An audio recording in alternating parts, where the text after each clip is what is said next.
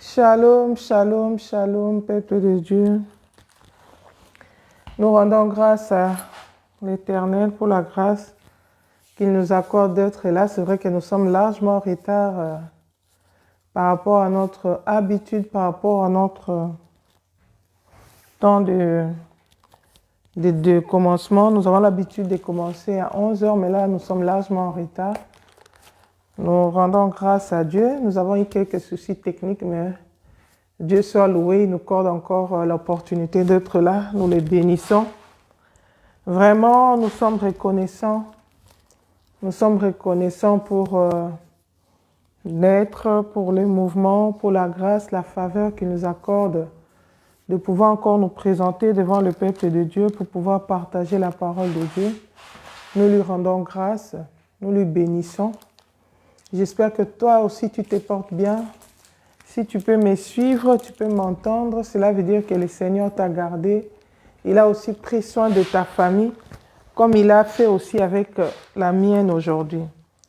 Donc voilà, par la grâce de Dieu, nous avons mis un thème, nous avons intitulé ça « L'Éternel te bâtira une maison ». L'Éternel te bâtira une maison, c'est de ça que nous allons parler aujourd'hui par la grâce de Dieu.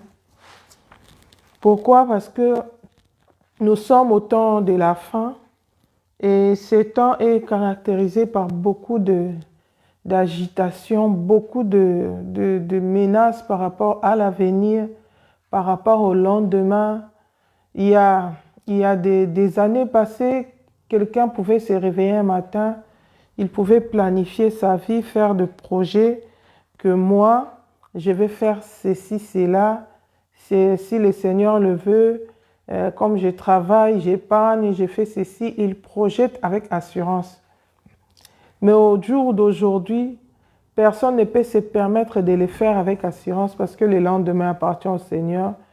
Nous avons eu toutes les preuves par tout ce que nous voyons autour de nous pour comprendre que celui qui peut nous assurer le lendemain, ce n'est que l'Éternel. Celui qui peut nous assurer le lendemain, ce n'est que Dieu. Alléluia. Comme la Bible nous dit que si l'Éternel ne bâtit la maison, ceux qui la bâtissent en vain.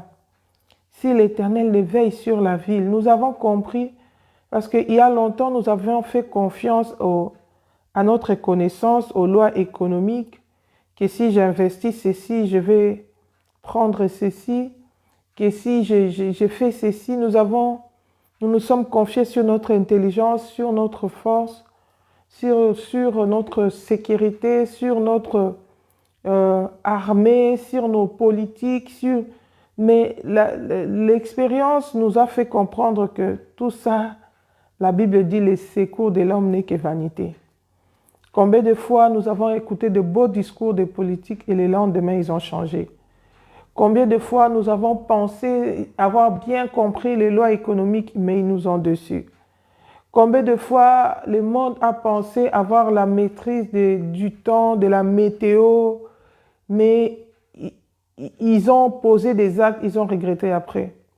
Comme aujourd'hui, tout le monde parle du réchauffement climatique, on essaye de replanter des arbres, on essaye, mais c'est encore l'homme, l'être humain qui avait déboisé toutes les forêts pour utiliser le bois.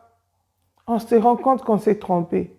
C'est pour nous dire que la vie de l'homme, au-delà de tout ce que nous pouvons avoir, science, technologie, tout ça, il n'y a que Dieu qui maîtrise l'avenir. Et même en tant qu'humain, en tant qu'être humain, nous avons compris avec les épidémies, les contagions, combien l'homme est fragile, combien le souffle de l'homme ne tient qu'en un seul fil. On peut faire des projets, mais si on n'a pas la vie, on ne saura pas réaliser ces projets. Si on n'a pas le souffle de vie, on ne saura pas réaliser ces projets. Donc, nous comprenons que tout nous ramène vers Dieu.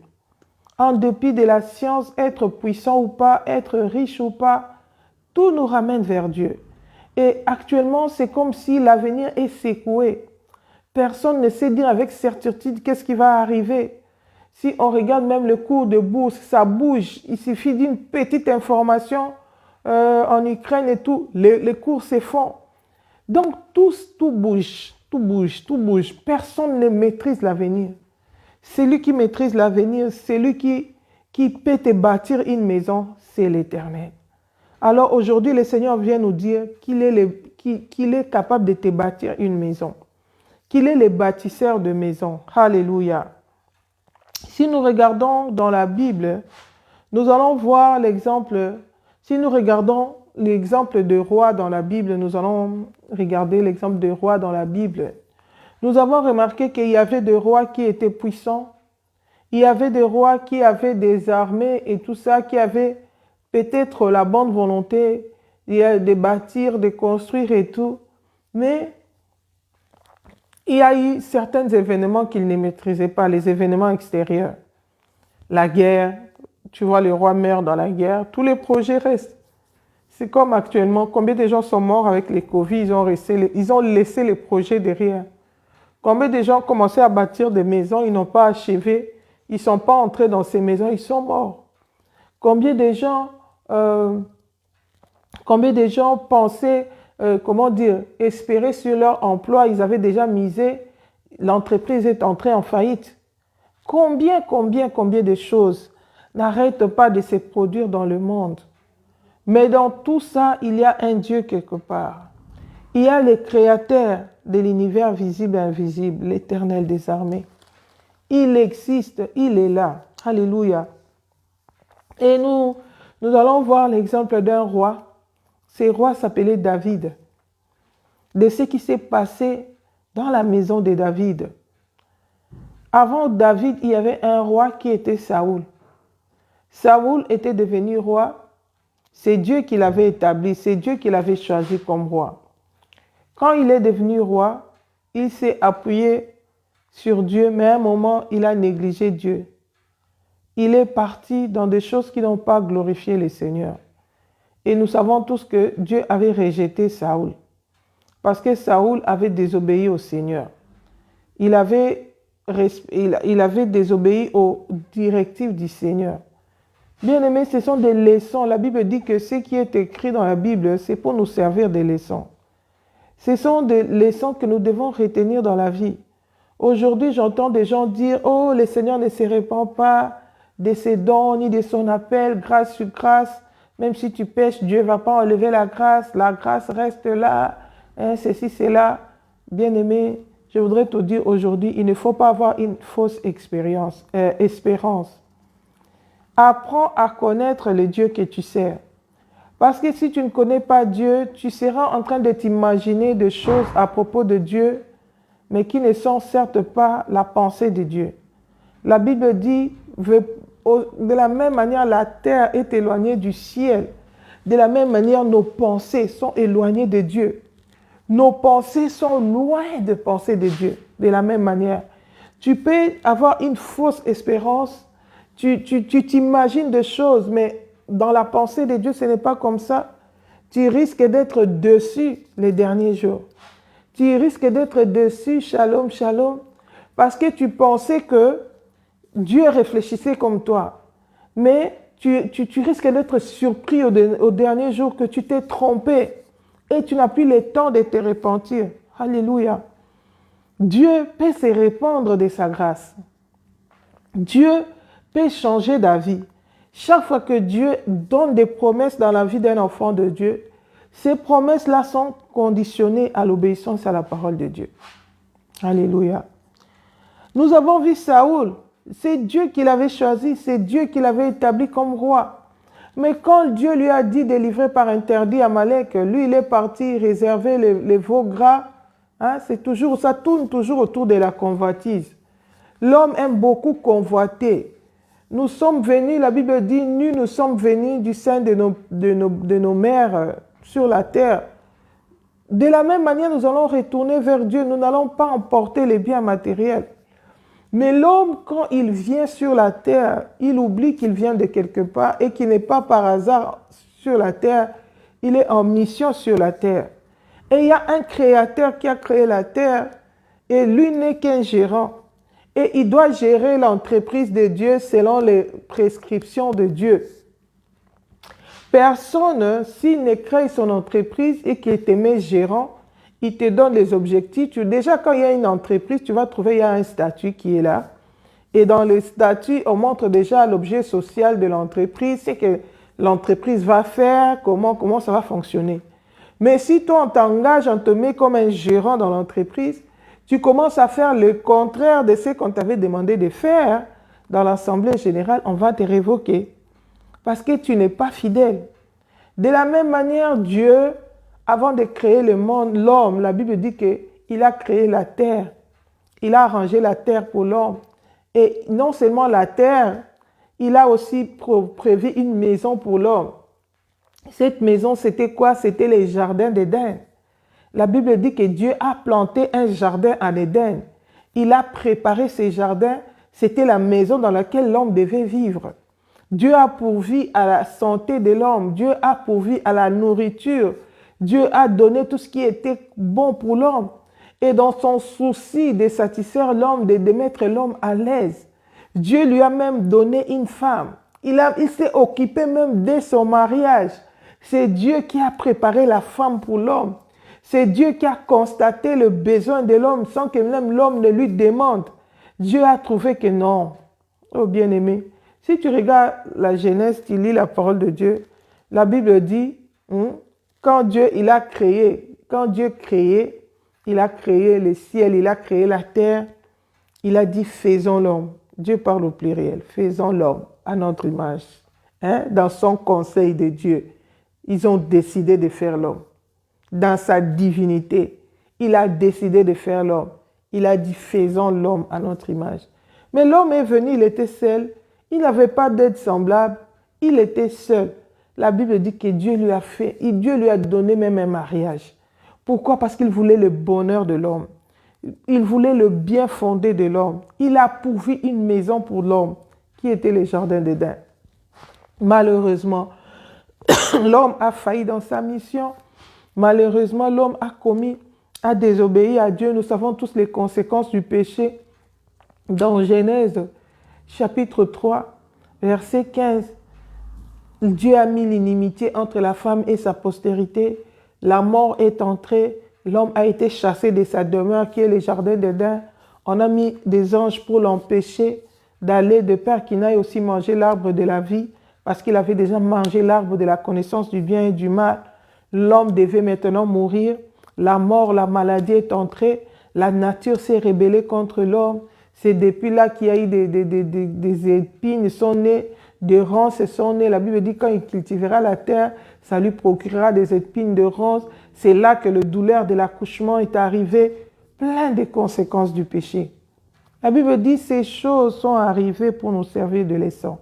De la même manière aujourd'hui, nous, enfants de Dieu, la Bible dit l'Éternel est le même hier, aujourd'hui, éternellement. En lui, il n'y a pas d'ombre de variation. De même aujourd'hui, malgré que nous sommes sous la grâce, nous devons continuer à obéir au Seigneur. Bien-aimés, la grâce n'a pas commencé aujourd'hui. La grâce a commencé depuis longtemps. Avant même la loi, il y avait déjà la grâce. Pendant la loi, il y avait encore la grâce. Et après la loi, il y a encore la grâce. Mais la grâce ne nous qualifie pas pour le ciel. Le problème du ciel, c'est un mérite. Le problème du ciel, c'est un choix. Alléluia. C'est le problème du choix. La Bible dit, si vous m'aimez, obéissez à mes commandements. Le problème du ciel, c'est le problème du choix. Aujourd'hui, nous voulons dire que le Seigneur te bâtira une maison. Le Seigneur ne bâtira pas une maison à n'importe qui. Laisse-moi vous dire clair. La personne à qui le Seigneur bâtit une maison, c'est la personne qui craint le Seigneur. C'est la personne qui aime le Seigneur. C'est la personne qui marche dans l'obéissance de la parole de Dieu. Alors si tu es un enfant de Dieu, si tu aimes l'avènement du Seigneur, si tu crains le Seigneur, je viens te dire aujourd'hui que le Saint-Esprit te dit, aie foi en Dieu, aie confiance en Dieu. Parce qu'en dépit de tous les événements qu'il y a sur la terre, l'Éternel est capable de te bâtir une maison. L'Éternel ne dépend pas de la situation économique, de la crise économique. L'Éternel ne dépend pas de la situation financière du monde. L'Éternel ne dépend pas du chaos climatique du monde. L'Éternel ne dépend pas des situations politiques et tout ça, de la situation sanitaire, tout ça. Il est au-dessus de tout. Il reste éternel, quelles que soient les circonstances, quelles que soient les situations, quelle que soit la crise qui peut être dans le monde. Le Seigneur veille sur ses enfants. Et pour ceux qui les craignent, le Seigneur leur garantit l'avenir. Le Seigneur leur bâtit une maison. C'est vrai, nous avons beaucoup parlé, nous voulons un peu lire la parole de Dieu. Qu'est-ce qu'elle est en train de nous raconter là? Nous sommes dans le livre de 1 Chronique. Nous allons lire la parole de Dieu dans le livre de 1 Chronique, 1 Chronique chapitre 17, qui nous dit la parole. Nous lisons au nom de Jésus 1 Chronique 17. Je peux lire à partir du verset 1, la Bible dit: Lorsque David fut établi dans sa maison, il dit à Nathan le prophète: Voici, j'habite dans une maison de cèdre, et l'arche de l'alliance de l'Éternel est sous une tente. Nathan répondit à David: Fais ce que tu as dans le cœur, car Dieu est avec toi. La nuit suivante, la parole de Dieu fit adresser à Nathan: Va dire à mon serviteur David: Ainsi parle l'Éternel, ce ne sera pas toi qui me bâtiras une maison pour que j'en fasse ma demeure, car je n'ai point habité dans une maison depuis le jour où j'ai fait monter Israël jusqu'à ces jours. Mais j'ai été de tente en tente, de demeure en demeure, partout où j'ai marché avec tout Israël. Ai-je dit un mot à quelqu'un de juge d'Israël à qui j'avais ordonné de paître mon peuple? Ai-je dit: Pourquoi ne me bâtissez-vous pas une maison de cèdre? Maintenant tu diras à mon serviteur David: Ainsi parle l'Éternel des armées, je t'ai pris au pâturage derrière le brebis pour que tu fisses chef de mon peuple d'Israël. J'ai été avec toi partout où tu as marché, j'ai exterminé tous tes ennemis devant toi, et j'ai rendu ton nom semblable au nom des grands qui sont sur la terre. J'ai donné une demeure à mon peuple d'Israël, et je l'ai planté pour qu'il soit fixé et ne soit plus agité, pour que les méchants ne le détruisent plus comme auparavant, et comme à l'époque où j'avais établi des juges sur mon peuple d'Israël. J'ai humilié tous tes ennemis, et je t'annonce que l'Éternel te bâtira une maison. Alléluia. Oh, Dieu est bon. Dieu est fidèle. Il est bon. Alléluia. La Bible dit que le Seigneur dit à David, le Seigneur s'adresse à David. Pourquoi? Parce que David aimait l'Éternel. David s'est soucié de l'œuvre de Dieu. David aimait l'Éternel. Et la Bible nous dit que David, le Seigneur a combattu pour David. Le Seigneur lui a donné la victoire. C'est vrai, David aussi avait ses ennemis. Pendant que David pensait sur l'œuvre de Dieu, il avait aussi des combats dans son royaume. Si nous observons la royauté du roi David, c'est un roi qui a connu beaucoup de combats. David a connu beaucoup de combats. Nous connaissons, il a commencé son pouvoir avec l'histoire de Goliath et ça n'est suivi. Il y avait toujours des Philistins qui combattaient Israël. Sa royauté n'avait pas de paix. Il y avait beaucoup de combats pendant le règne de David. Mais David ne s'est pas d'abord soucié de ses ennemis. Les soucis de David, la Bible dit que David s'est soucié de l'arche de l'Éternel. Il a remarqué que lui, le Seigneur l'avait béni, il était devenu riche, il avait construit une maison de cèdre, il avait une belle maison, mais l'arche de l'Éternel était toujours dans la tente, dans une tente, qu'on appelait tente d'assignation. Comme David avait les soucis de l'œuvre de Dieu, la Bible nous dit qu'il a parlé au prophète Nathan. Il a dit au prophète Nathan, il a dit: Ah, moi j'habite dans une maison de cèdre, mais l'arche de l'Éternel est toujours dans une tente. Il avait le fardeau, les soucis de bâtir une maison pour l'Éternel. Il n'a même pas prononcé, il a montré son souci au prophète. Et le prophète l'a écouté, lui a dit: Fais tout ce qui est dans ton cœur, car l'Éternel est avec toi. Les prophètes les parlaient. C'est pourquoi quand tu as un prophète face à toi, tu dois faire attention. Ne pas confondre les paroles de sa bouche, la sagesse humaine et la prophétie de Dieu. Souvent, les gens courent derrière les gens. Ne confonds pas. L'homme est humain, il a la chair et le sang, il y a la volonté de l'homme, il y a la sagesse humaine. Mais en dehors de ça, il y a aussi l'ainsi dit l'Éternel. Si tu confonds, tu penses que tout c'est prophétie, c'est alors que tu vas aller dans la confusion. Tu vas faire certaines choses qui ne vont pas réussir. Tu vas dire, ah mais Dieu, tu m'avais dit, or que Dieu ne t'avait pas dit. Mais toi, tu t'es fié à la bouche d'un homme, soi-disant parce que c'était un prophète, parce qu'il prophétise. Ici, quand Nathan parlait à David, il ne prophétisait pas. Il lui donnait un conseil en tant qu'homme. Il voyait que l'Éternel était avec David. Il dit, l'Éternel est avec toi, fais tout ce que tu as dans le cœur. Mais ce n'était pas la volonté parfaite de Dieu pour David dans ces moments-là. Quand Nathan a donné ses conseils à David, l'Éternel connaissant David, il connaissait le besoin, les soucis de son cœur. Il savait qu'il allait vite agir parce qu'il a déjà réussi un conseil qui le pousse à faire la chose. Le Seigneur a rattrapé Nathan. La Bible dit la nuit suivante, le Seigneur est venu dire au prophète Nathan, non, va dire à David. Hein? Le Seigneur a vu son souci. Dieu l'a pris derrière les pâturages. Il l'a établi pour paître son peuple. Il l'a béni. Il a fait de lui tout ce qu'il était. Bien aimé, ce n'était pas seulement David que Dieu avait pris derrière les pâturages. Hein. Tous les enfants d'Israël, c'était des bergers. Leur travail principal, c'était les bergers, garder le brebis, le bœuf et tout ça. Même Joseph, Dieu l'a pris derrière les pâturages. Ses frères gardaient les brebis de leur père. Lui, il partait, il était encore petit. Hein, ils étaient des bergers. C'était ça leur métier. Si tu regardes même quand Israël est arrivé en Égypte, la Bible dit que quand Joseph donnait des conseils à ses frères, à son père Jacob et à ses frères, il a dit, si on vous demande quel métier vous faites, il faut leur dire que vous êtes des bergers, que c'est ça votre activité principale. Comme ça, ils vont vous mettre dans le pays de Goshen. Vous allez vivre dans ces lieux-là. Parce que c'était des bergers. Dieu prenait tous les enfants d'Israël, première activité, berger. Même Saoul était berger. La Bible dit qu'il était parti chercher les ânesses de son père qui s'étaient perdus.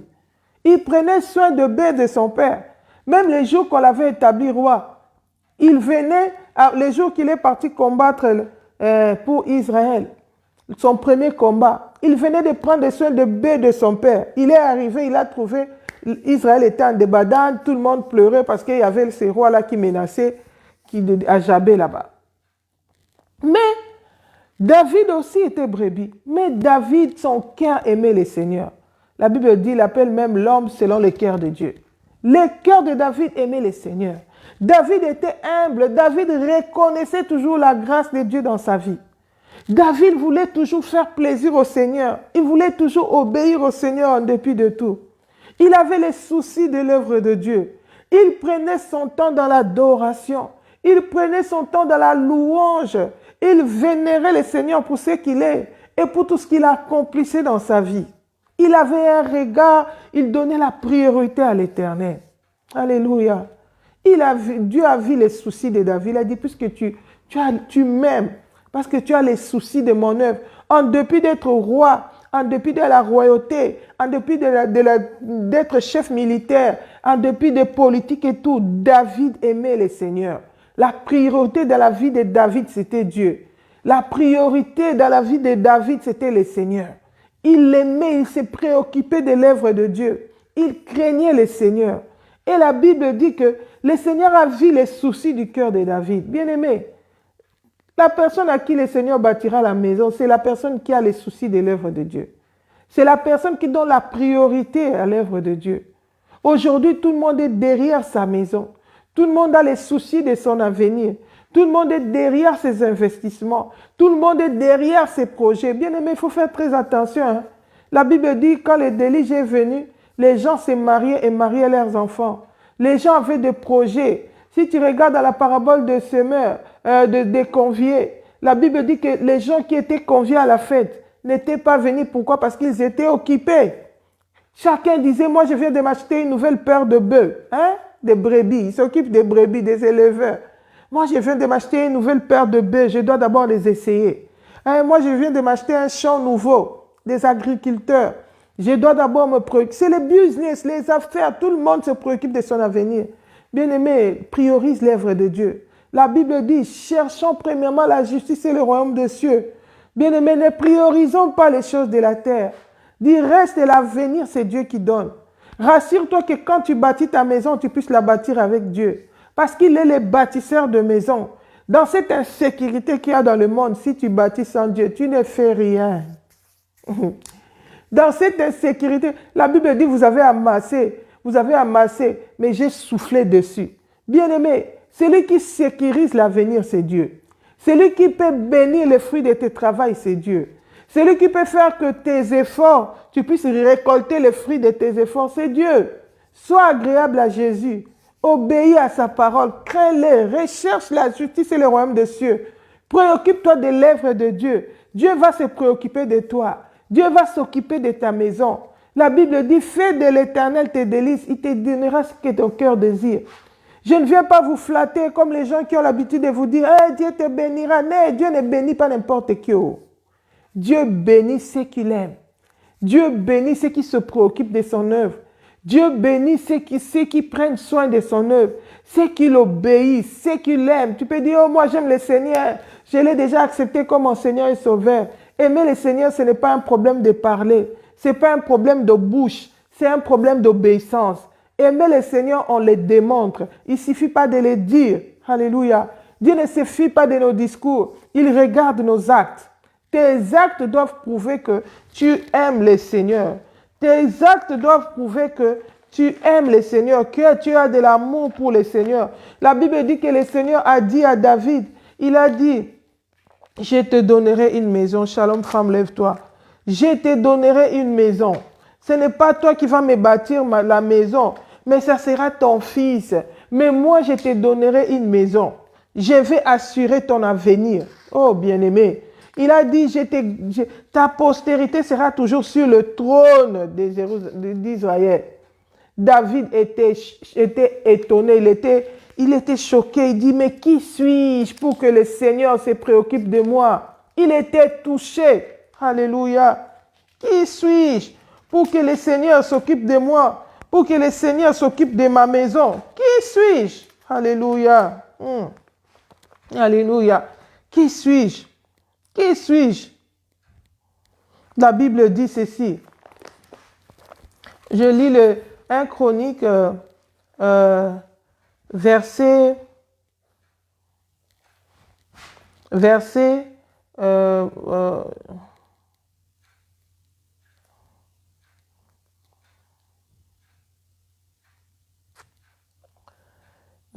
11.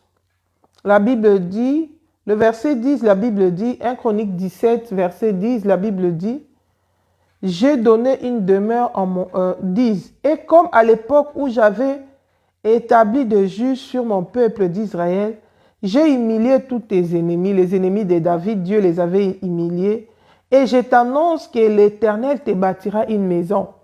Dieu a humilié tous les ennemis de David. Dieu va prendre soin même de tes ennemis. Bien-aimé, tu peux aller, si c'est monter dans des montagnes, comme dans mon pays, le Congo, les gens ont l'habitude d'aller. J'étais parti à Luzizi, là, à Mangengenge, tout ça. Tu peux aller dans des forêts, tu peux faire des jeûnes multipliés, bien-aimé, pour chasser tes ennemis, comme les gens aujourd'hui. On commence à tuer même les ennemis. La Bible dit, nous ne combattons pas contre la chair et contre les sangs, mais contre les esprits mauvais, contre les principautés, contre les dominations. Les gens commencent à combattre la chair, commencent à tuer les hommes. Or que pour les hommes, le Seigneur, ce qu'il veut que tout homme parvienne à la repentance. Même ces sorciers-là qui te combattent, Dieu veut qu'ils puissent se repentir, que son âme soit sauvée. Dieu n'aime pas la mort des pécheurs. Aujourd'hui, les chrétiens, nous sommes préoccupés à faire des prières qui sont même contraires à la parole. Pourquoi? Parce qu'il y a les ennemis. Ils me combattent, ils me font ceci. Bien-aimé, combat l'esprit qui est derrière les ennemis, mais ne combat pas la chair. Les jours où Pierre s'est levé devant Jésus pour lui dire, à Dieu ne plaise, tu ne mourras pas, tu n'arriveras pas à Jérusalem. Jésus n'a pas attaqué Pierre, mais il a attaqué l'esprit qui animait Pierre. Jésus a dit, arrière de moi Satan. Il s'est adressé à Satan qui utilisait Pierre. Bien-aimés, apprenons à prier selon la parole de Dieu. Nous faisons beaucoup de prières sans résultat parce que nous allons deux fois à l'encontre de la parole. Souviens-toi, réalise qu'une prière, pour qu'elle soit efficace, elle doit être exaucée par Dieu. Et la prière que Dieu exauce, c'est la prière qui est conforme à sa parole. Ne passe pas tes temps à faire des prières que Dieu ne va pas exaucer. Alléluia. Mais ici, David ne s'est même pas préoccupé de ses ennemis. Mais Dieu a combattu, la Bible est pour David. Dieu a humilié les ennemis de David. Pourquoi? Il a humilié les ennemis de David. Pourquoi? Parce que David craignait l'Éternel. Parce que David aimait le Seigneur. Bien-aimé, si tu crains l'Éternel, l'Éternel va s'occuper de tes ennemis là. Que tu passes le temps à chasser, que tu passes le temps à tuer, qui ne meurent toujours pas. Tu commences à vivre même dans la haine. Or que la Bible dit qu'aucun meurtrier, celui qui hait son frère est un meurtrier. Et sachez qu'aucun meurtrier n'a la vie éternelle en lui. Si tu hais ton frère, tu es un meurtrier. Tu n'as pas la vie éternelle. Tu te prives même la vie éternelle à cause de la haine. Pourquoi? Parce que tu t'es lancé dans des chemins qui sont la voie large, qui n'est pas dans la volonté parfaite de Dieu. Alléluia. Mais David ici, lui se préoccupe de l'œuvre de Dieu et Dieu s'occupe de ses ennemis. Dieu humilie ses ennemis. Alléluia. La Bible dit, Dieu commence à promettre David. Il est tellement touché par l'amour de David pour son œuvre, par les soucis de lui bâtir une maison. Dieu lui dit, maintenant c'est moi qui vais te bâtir une maison. Il lui dit, quand tes jours seront accomplis et que tu iras auprès de tes pères, je lèverai ta postérité après toi, l'un de tes fils, et j'affermirai son règne. Bien-aimé, Dieu s'occupe même de ta postérité. Combien de fois nous aujourd'hui les parents regardent, l'âge s'avance. Si je meurs aujourd'hui, qu'est-ce que je vais laisser comme héritage à mes enfants? Qu'est-ce que je vais les laisser? Ce sont des dettes? Ce sont quoi? Qu'est-ce que j'ai déjà construit pour mes enfants? Bien-aimé, tu peux penser aussi pour l'avenir de tes enfants. Tu leur construis une maison. Combien des enfants aujourd'hui on voit, les parents avaient laissé une maison, les oncles ont pris, les tantes ont pris, ils ont été déshérités. Mais les parents avaient la bonne volonté. Mais ça n'a pas assuré l'avenir des enfants. Oh bien-aimé, si tu veux assurer l'avenir de tes enfants, prends soin de l'œuvre de Dieu. Occupe-toi du Seigneur. Le Seigneur s'occupera de tes enfants. Même quand toi, tu ne seras pas là, Dieu va bénir ta progéniture. Dieu va s'occuper de tes enfants. Il va assurer l'avenir de tes enfants. Personne ne viendra toucher tes enfants parce qu'ils vont rencontrer Dieu sur leur chemin. La meilleure manière d'assurer l'avenir, la meilleure manière de prendre soin de ses enfants, c'est d'aimer le Seigneur de tout son cœur. C'est de servir le Seigneur de toute son âme, de toute sa force. C'est de prendre soin de l'œuvre du Seigneur. Le Seigneur prendra soin de tes enfants. Le Seigneur défendra tes enfants même à ton absence. Alléluia. La Bible dit, verset 12, « Ce sera lui qui me bâtira une maison et j'affermirai pour toujours son trône. » Dieu promet d'affermir même le trône de l'enfant de David. C'est David qui a fait alliance avec Dieu. C'est David qui est en train de craindre Dieu. Mais la promesse va jusque dans la postérité. La promesse va jusque dans les enfants. La Bible dit, je serai pour lui un père. Oh, quel privilège d'avoir pour Dieu un père. Quel privilège, bien-aimé, d'avoir pour Dieu un père. Aujourd'hui, je peux témoigner devant l'humanité. Ma mère m'a laissé Jésus. Alléluia. Je ne cesserai de rendre grâce à Dieu pour le fait que ma mère m'a amené à l'église. Pour le fait que ma mère m'a présenté à Christ. Aujourd'hui, si je connais Jésus, si je l'ai reçu comme Seigneur et Sauveur dans ma vie, c'est ma mère qui m'a amené à l'église. C'est ma mère qui m'a présenté à Christ. Et là, dans l'église, j'ai rencontré le Seigneur. Je suis comme Samuel qu'on avait amené au temple. Et dans les temples, le Seigneur s'est révélé à lui. Ma mère m'a amené à l'église. Et dans les temples, dans l'église, le Seigneur m'a croisé. Le Seigneur s'est révélé en moi. Aujourd'hui, je n'ai plus de mère. Je suis orpheline de mère, mais j'ai Jésus-Christ de Nazareth. Jésus assure mon avenir. Jésus prend soin seulement, non seulement de moi, même de ma maison, même de mes enfants. Il s'occupe même de ma progéniture. C'est un héritage que ma famille ne peut pas me ravir, que les sorciers de ma famille ne peuvent pas arracher, que les agents de ce monde ne peuvent pas me priver. J'ai Jésus de Nazareth, la clé de la vie, le chemin, la vérité et la vie. Oh parents, présente Jésus à tes enfants. L'héritage le meilleur que tu peux donner, c'est Jésus. Alléluia. Toi-même, parent, crains Dieu. Shalom, maman, mamie, sois bénie. Toi-même, parent, crains Dieu. Sers le Seigneur. Le Seigneur va te bâtir une maison. Le Seigneur va prendre soin de tes enfants. Il va prendre soin des enfants de tes enfants. Le Seigneur va t'assurer l'avenir. Dans l'incertitude qu'il y a dans le monde, où les gens ne savent plus où aller. Bien-aimé, tu n'as jamais vu quelqu'un, il économise aussi l'argent, il fait des projets, il est escroqué, il construit une maison, il y a l'érosion, il fait ceci, ça ne marche pas. Mais avec Dieu, le paix qu'on a, le Seigneur bénit même les fruits de nos mains, le fruit de notre travail. Alléluia. La Bible nous dit quoi? Nous allons lire la parole de Dieu. Dans Psaume 128, versets 1 à 6. Psaume 128, versets 1 à 6. Alléluia. Non, nous allons d'abord lire 127. 127, 1 à 2. Et après, nous allons lire 128. La Bible nous dit quoi dans Psaume 127, versets 1 à 2? Si l'Éternel ne bâtit la maison, ceux qui la bâtissent travaillent en vain. Si l'Éternel ne garde la ville, celui qui la garde veille en vain. En vain vous levez-vous matin, vous couchez-vous tard et mangez-vous le pain de douleur. Il en donne autant à ses bien-aimés pendant leur sommeil. Oh, sois la bien-aimée de l'Éternel. Ça va t'assurer l'avenir. Sois la bien-aimée de l'Éternel. Ça va assurer ta progéniture bien-aimée. Combien de fois nous avons vu des gens se sacrifier? Surtout nous qui sommes en Europe, nous connaissons combien de gens, surtout les Africains, qui sont installés en Europe. Tu as l'argent, tu travailles, tu fais des travaux durs. Tu économises l'argent, tu vas bâtir une maison en Afrique pour t'assurer l'avenir. Il y a les attaques de la sorcellerie, la personne meurt, il n'entre même pas dans la maison.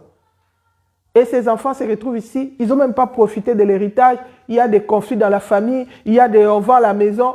Les labeurs, le fruit des sacrifices des années, bien aimés. Pour d'abord avoir les titres qui te permettent, les séjours qui te permettent de pouvoir traverser, tout un problème. Tu as travaillé, tu as économisé, tu perds encore, bien aimé. Combien de familles sont déchirées aujourd'hui à cause de ces choses? Mais aujourd'hui, je viens te donner un secret. Bâtis avec Jésus. Alléluia. Bâtis avec Jésus. Ne va pas bâtir dans le péché. Dieu a les soucis de ton avenir plus que toi. Dieu connaît tes besoins, bien aimé. Dieu sait que tu as des ennemis qui te combattent, que tu as besoin de la protection. Ne va pas chercher la protection dans la magie. Ne va pas chercher la protection dans le vaudou, dans la sorcellerie, dans les fétiches. Il y a un bon berger. L'Éternel est capable de te protéger. Il est capable de te bâtir la maison. Quand il te bâtit la maison, il s'occupe aussi de tes ennemis. Il combat pour toi. Non seulement il combat pour toi, il te bâtit aussi. Alléluia. Il bénit aussi les fruits de ton travail. Avec le paix que tu as, le Seigneur te bénit. La Bible dit ici, les gens se lèvent très tôt le matin. Ils se couchent tardivement le soir. Pourquoi? Parce qu'ils veulent travailler dur. Ils veulent assurer un avenir à leur progéniture. Mais la Bible dit, malgré ça, ils mangent le pain des douleurs. Des factures, des problèmes, des dettes. Mais que fait le Seigneur? Le Seigneur en donne autant à ses bien-aimés qui dorment. Ce n'est pas dire que le Seigneur aime la paresse. Ce n'est pas dire que le Seigneur n'aime pas que les gens travaillent. Loin de là. La Bible dit que celui qui ne travaille pas, qui ne mange pas non plus. Mais le travail de main de ceux qui craignent le Seigneur sont bénis. Le Seigneur bénit les fruits de leurs mains. Le Seigneur s'occupe de leurs ennemis. Le Seigneur savait que s'il y a toujours des guerres, David ne pourra pas, et Salomon ne pourra pas me construire une maison. Et si tu regardes dans la Bible, pendant les règnes de Salomon, le Seigneur a fait taire les guerres. Alléluia. Il a fait taire les guerres pour que Salomon soit en paix. Il puisse régner en paix. Pour qu'il puisse affermir son trône. Pour qu'il puisse bien le construire, le temple. C'est le Seigneur qui retenait les ennemis. C'est le Seigneur qui prenait soin des ennemis. Et chaque fois que quelqu'un désobéissait, alléluia, le Seigneur les livrait entre les mains de ses ennemis. Qu'est-ce que tu veux? Construire perpétuellement et recommencer, être livré entre les mains de tes ennemis, bien construire avec Dieu. Oh, bien-aimé. Avec toute l'insécurité qu'il y a dans le monde. La Bible dit quand les gens diront paix, sûreté, viendra une ruine soudaine. Qui peut t'assurer l'avenir si ce n'est l'Éternel? Oh, ne prends pas les risques de bâtir sans Dieu. Alléluia. Ne prends pas les risques et ne va pas dans le péché. Moi, j'ai déjà vu un frère avec qui on priait. On lui disait, Jésus t'aime. Arrête la vie que tu mènes. Ce que tu fais, ça ne glorifie pas le Seigneur. Les business que tu fais, ça n'honore pas le Seigneur. Il dit, non, je vais d'abord m'assurer mon avenir et puis je vais arrêter. Il s'est construit une flat au pays. Il a investi, il a acheté des choses. Les jours, il pensait que je vais faire le dernier business et puis je vais arrêter. Il commençait déjà à venir à l'église. Il commençait même à faire des dons à l'église. Il s'apprêtait déjà pour venir au Seigneur. Il dit, je vais faire le dernier business. Bien aimé, c'est le dernier business qu'il a emporté. Lors d'un règlement de compte, il a tiré une balle. Il est mort. La flat là qu'il avait construite au Congo, là, il n'est jamais entré dedans. Il a laissé un orphelin. Bien aimé, parce qu'il voulait bâtir son Dieu. Il voulait assurer son avenir en allant dans le péché, en allant dans la désobéissance à la parole de Dieu.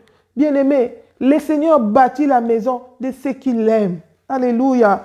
Donc, dans 1 Chronique 17, là, notre texte de base, là où on lisait, la Bible dit que le Seigneur a dit quoi? Il a fait une promesse au verset 13. 1 Chronique 17, verset 13, il dit, « Je serai pour lui un père, il sera pour moi un fils, et je ne lui retirerai point ma grâce, comme je l'ai retiré à celui qui t'a précédé. » C'est ce que j'étais en train de nous dire. Avant que la loi ne vienne, la grâce était là. Aujourd'hui, les gens commencent à dire des slogans, grâce, si grâce. C'est comme si s'ils marchent dans le péché, Dieu va fermer les yeux parce que c'est la grâce. La grâce là que tu dis là, ça n'a pas commencé aujourd'hui. À l'époque d'Abraham, il y avait la grâce. La Bible dit que Abraham trouva grâce aux yeux de l'Éternel. À l'époque de Noé, la Bible dit que Noé trouva grâce. Il y avait la grâce. Moïse est arrivé. La loi est arrivée. Pendant la loi, les David ici, il y avait déjà la loi, mais il y avait encore la grâce. David était devenu roi par la grâce. Il n'avait pas mérité. Il n'était pas fils prince. Il n'avait pas fait les études ici, c'est quoi pour devenir roi? Les hautes études ici, c'est quoi? Non, un simple berger, mais Dieu l'a établi roi. Dieu l'a établi roi. Dieu l'a fait grâce. Alléluia. Et Dieu a dit ici, il dit, il sera un père pour Salomon. Il sera, je serai pour lui un père. Et il sera pour moi un fils. Tu seras le fils de l'Éternel. Et je ne lui retirerai point ma grâce, comme je l'ai retiré à celui qui t'a précédé. Bien aimé, Dieu avait retiré la grâce de qui? Sur Saoul. La Bible dit que l'Éternel a rejeté Saoul. C'est Dieu qui avait fait grâce à Saoul. C'est lui qui avait rejeté Saoul. Qu'on ne te trompe pas que Dieu ne retire pas la grâce. Bien aimé, la grâce, c'est une faveur imméritée, mais qu'il faut conserver par l'obéissance à la parole de Dieu. Si tu commences à te moquer de Dieu, tu penses que c'est un piège pour le Seigneur. Comme il m'a déjà fait grâce, il ne se répand pas. Dieu ne se répand pas de la grâce. Détrompe-toi, il se répand de la grâce. Nous venons de lire ici que Dieu a dit, je ne retirerai pas ma grâce. Alléluia. Il a retiré sa grâce dans la vie de Saoul. Saoul a été rejeté. Le même Dieu qu'il avait établi roi l'a rejeté. Il y a eu un esprit mauvais qui est venu sur Saoul. Nous connaissons l'histoire de Saoul, comment il a achevé sa course. Pourquoi? Parce que le Seigneur l'avait rejeté. Il a tué même sa progéniture. Jonathan, le fils de Saoul, il n'était pas mauvais comme son père. Mais le Seigneur a interdit la royauté à Jonathan. Quel péché Jonathan avait fait? Le fils de Saoul.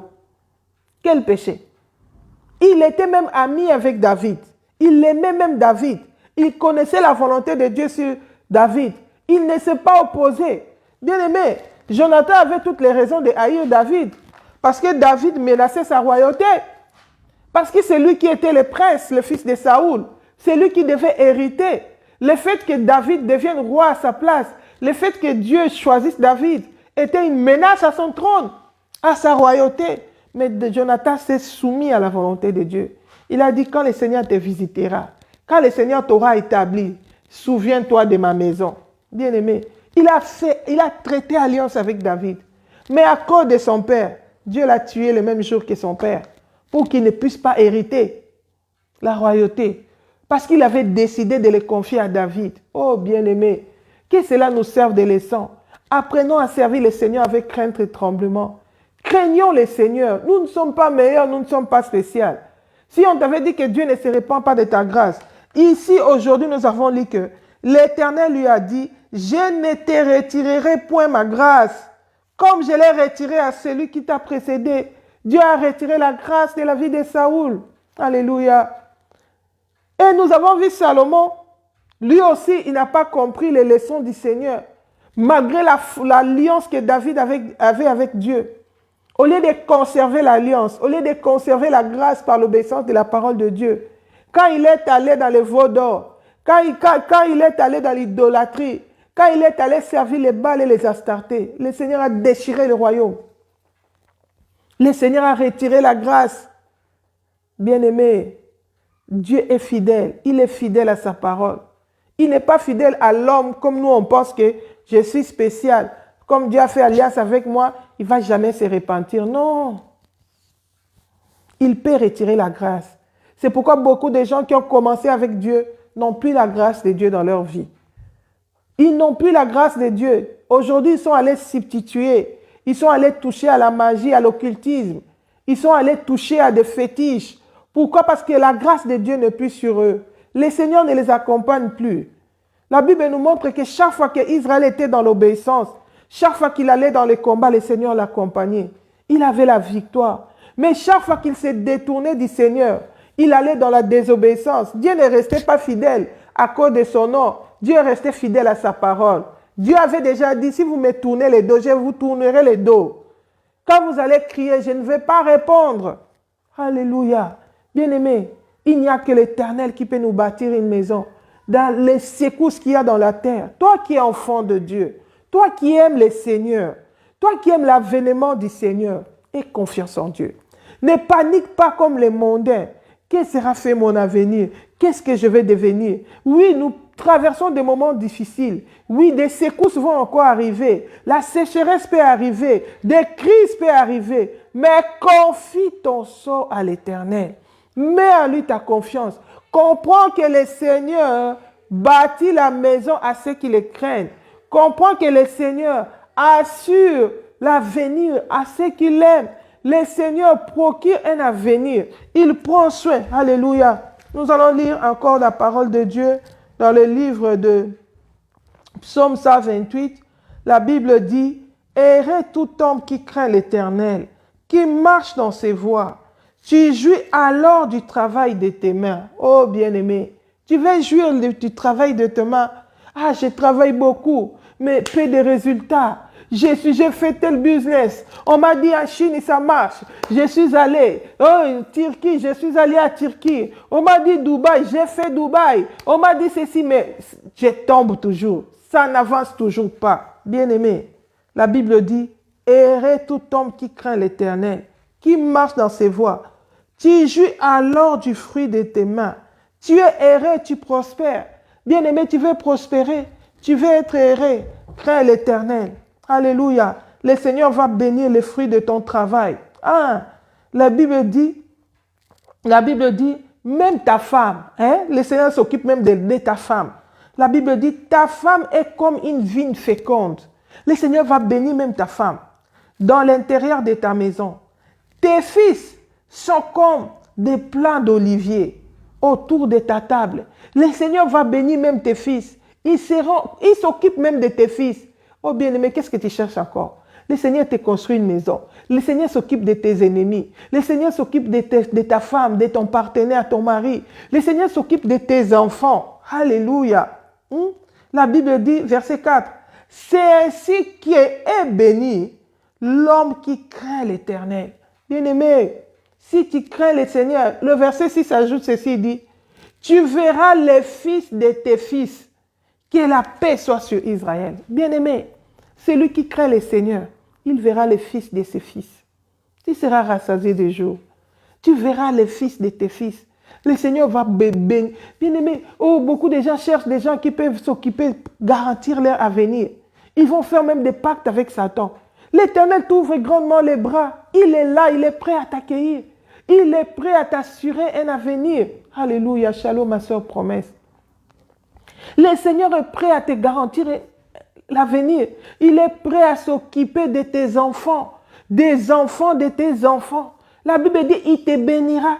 Tu verras même les fils de tes enfants. Il va même bénir le fruit de ton travail. Avec ce que tu gagnes, tu vas voir les salaires de ton travail. Oh, bien-aimé, revenons à le Seigneur, à l'Éternel, et en confiance en Dieu. Toi qui aimes le Seigneur, ne sois pas inquiet. Quand les gens promènent des regards inquiets à cause des informations que nous écoutons à la télé, les gens font même des crises cardiaques. Il y a quelqu'un qui peut t'assurer l'avenir. Il y a quelqu'un qui peut s'occuper de ton lendemain. Il ne dépend pas de la crise économique. Il ne dépend pas de la situation du monde. La Bible nous montre l'exemple d'Isaac. La Bible dit qu'Isaac s'aima dans le désert. Le Seigneur le bénit, il devient fort riche. Bien aimé, est-ce qu'on s'enrichit dans le désert? Les gens qui ont besoin de s'enrichir, ils cherchent des terrains fertiles. Là où il y a la fécondité, là où ils peuvent cultiver. Alléluia. Mais sans Dieu, tu bâtis en vain. Si l'Éternel ne veille sur la ville, tu veilles en vain. La Bible nous montre l'exemple de Lot. Quand Lot s'est séparé avec Abraham, Lot avait regardé Sodome et Gomorrhe. Pour lui, il avait regardé que c'était vert, le pâturage était bon. Il a pensé, il a dit, oh, là-bas c'est très bon. Je vais aller là-bas. Alléluia. Je vais aller là-bas, c'est très bon. Là-bas, mes brebis. Bien aimé, quand Lot allait à Sodome, il était très riche. Hein? Parce qu'il était déjà riche. Parce qu'il s'est disputé.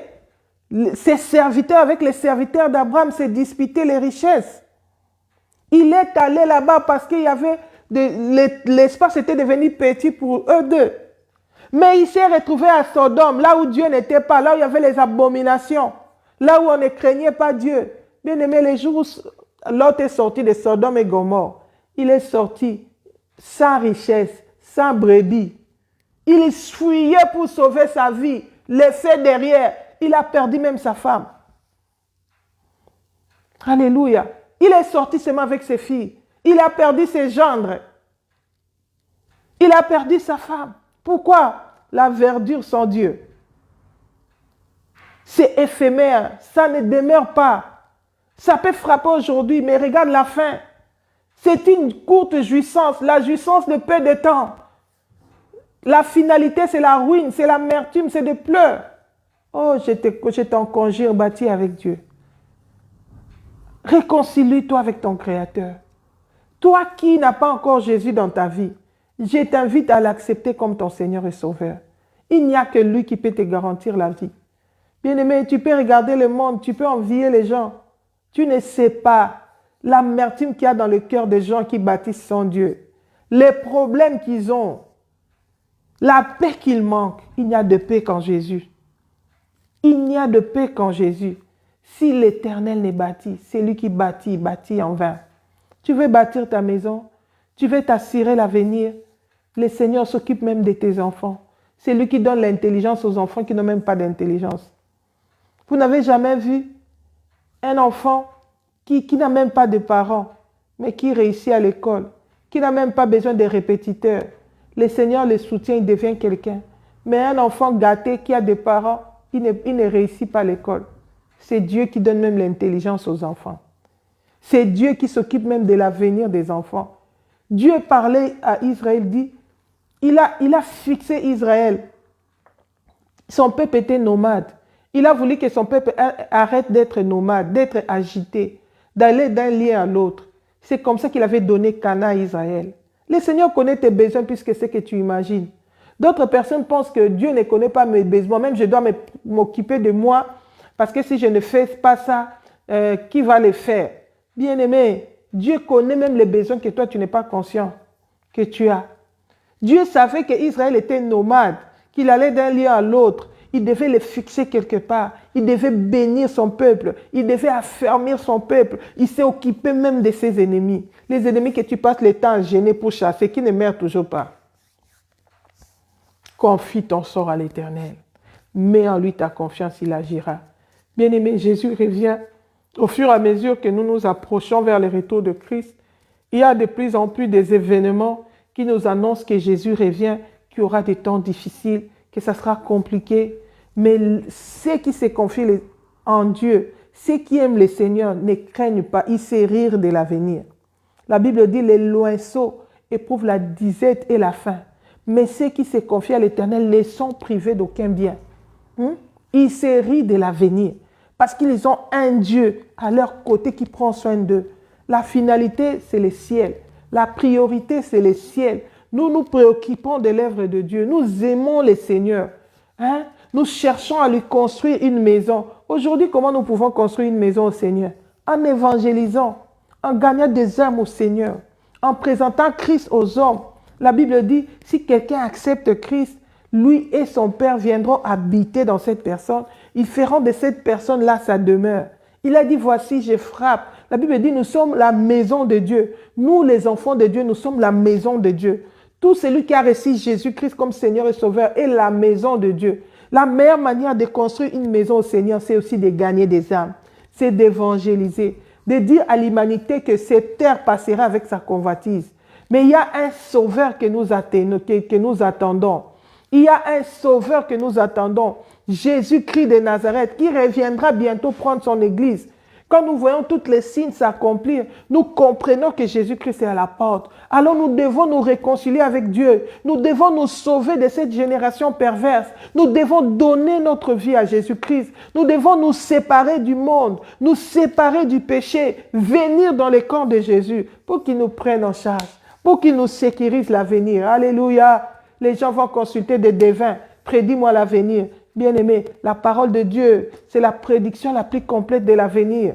Dieu veut t'assurer un avenir. Dieu veut te bâtir une maison. Voilà, nous allons nous arrêter là pour aujourd'hui.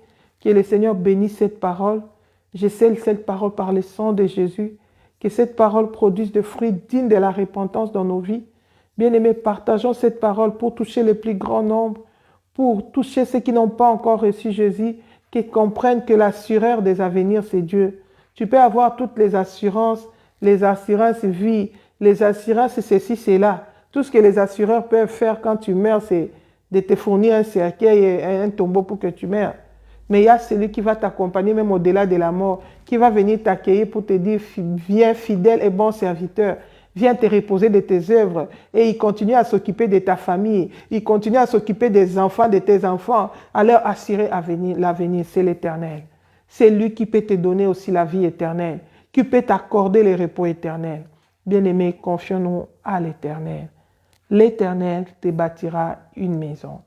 Voilà, nous allons nous arrêter là. Je dis bon week-end, bon samedi, bon dimanche à tout le monde. Si Jésus-Christ ne revient pas, on se retrouve encore le samedi prochain par la grâce de Dieu. Shalom, shalom, soyez bénis.